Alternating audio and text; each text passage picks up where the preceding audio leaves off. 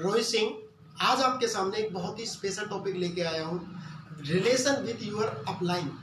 हमारा रिलेशन हमारी अपलाइन के साथ कैसा होना चाहिए।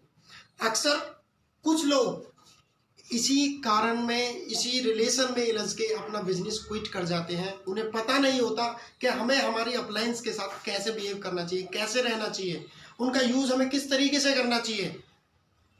माना यह गया है दोस्तों कि हमारी जो अपलाइंस होती हैं वो एज ए टूल होती है, और अगर हम टूल्स को टूल की तरह ही यूज़ करें तो हम बहुत बड़ा काम कर सकते हैं। हम गलती कहाँ करते हैं, अपनी अपलाइन को कभी सेलमैन समझ लेते हैं, कभी प्लान दिखाने वाला समझ लेते हैं, और यहाँ तक कि कई बार तो हम उन्हें डिलीवरी बॉय समझ लेते हैं।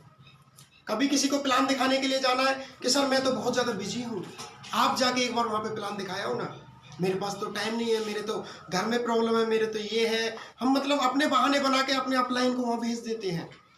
कई बार कहीं पे कोई सामान पहुंचाना है, हम अपने अपलाइन को 1 मिनट नहीं लगाते फ़ोन करने में कि सर वहाँ पे वो सामान पहुंचाना है, प्लीज़ आप वहाँ सामान पहुंचा देंगे।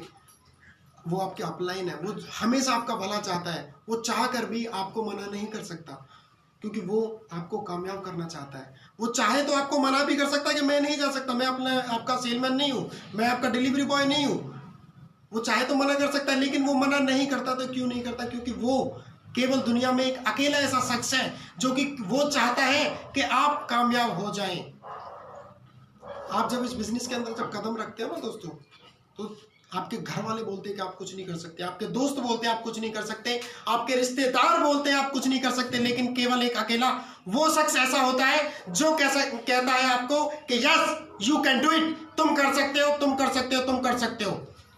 वो हमेशा आपको अप्रिशिएट करता है, कारण आपकी कामयाबी से उसका क्या प्रॉफिट है। वो आप जैसे हजारों ढूंढ सकता है, लेकिन फिर भी वो आपको इतना अप्रिशिएट करता है, इतना अप्रिशिएट करता है कि वो आपको सक्सेस देखना चाहता है।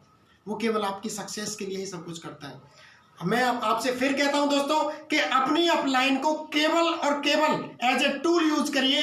अगर आपने अपनी अपलाइन को एज ए टूल यूज कर लिया, मैं लिख के दे सकता हूं, आने वाले 2 साल के अंदर अंदर आपका बिजनेस ऊंचाइयों को चूमना स्टार्ट कर देगा।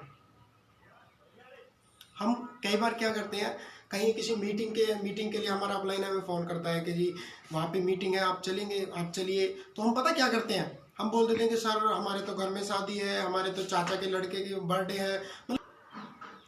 हम इस तरीके के बहाने बनाकर उस समय तो हम उस परिस्थिति से साइड हो जाते हैं, लेकिन हमें अंदाजा नहीं होता कि हम धोखा किसको दे रहे हैं। लेकिन हमारा अपलाइन ये बातें भी बहुत अच्छे से जानता है। उस समय भी वो चाह कर भी आपको कुछ नहीं कह सकता, क्योंकि वो वहाँ भी आपका भला सोच रहा होता है। और हम इतने समझदार होते हैं, हम दिमाग लगा जाते हैं, हम सोचते हैं कि हमने अपने अपलाइन को पागल बना दिया। दोस्त, आपने अपलाइन को पागल नहीं बनाया, आपने अपनी कामयाबी को पागल बनाया है।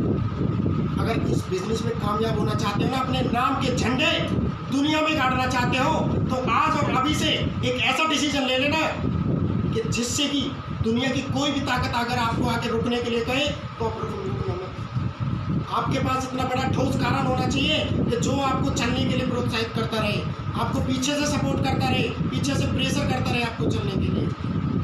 कभी थकना मत, कभी भी हारना मत दोस्तों। लास्ट में एक लाइन कहूँगा कि कई जीत बाकी है, कई हार बाकी है, अभी तो जिंदगी का पूरा सार बाकी है। यहाँ से चले हैं मंजिल की ओर, ये तो एक पन्ना था दोस्तों, अभी तो पूरी किताब बाकी है, अभी तो पूरी किताब। थैंक यू, जय हिंद, धन्यवाद।